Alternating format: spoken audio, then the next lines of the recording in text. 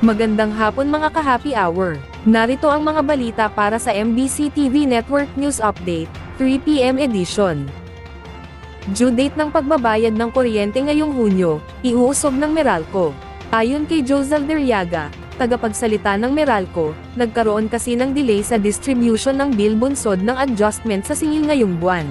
Sabi ng Meralco, mula sa naunang abisong rate increase, magpapatupad ng halos 2 pesos na bawas singil ang Meralco makaraang aprubahan ng Energy Regulatory Commission, ang utay-utay na pagbabayad ng pass-through charges mula sa Wholesale Electricity Spot Market o WESM.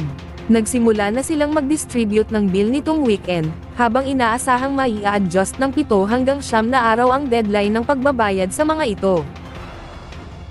Samantala, sa ibayong dagat, same-sex marriage, aprobado na sa Thailand.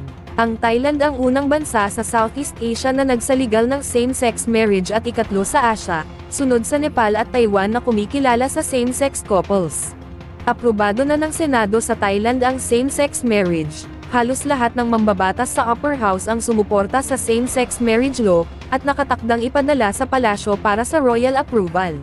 Nagbunyi naman ang LGBTQ+ advocates, bilang kilala ang Thailand sa makulay nitong LGBTQ+ culture and tolerance.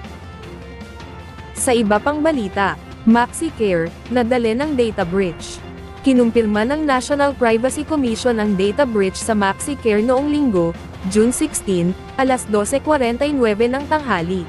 Una rito, iniulat ng cybersecurity group na Deep Web Connect, na nakompromiso ang personal na impormasyon ng mga miyembro ng MaxiCare, na katumbas ng 33 MB ng data.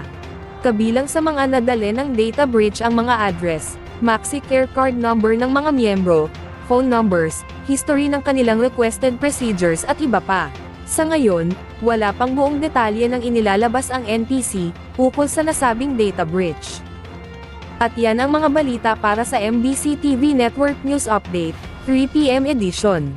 Abangan ang mga susunod na balitaan mamaya, para sa 4 PM edition.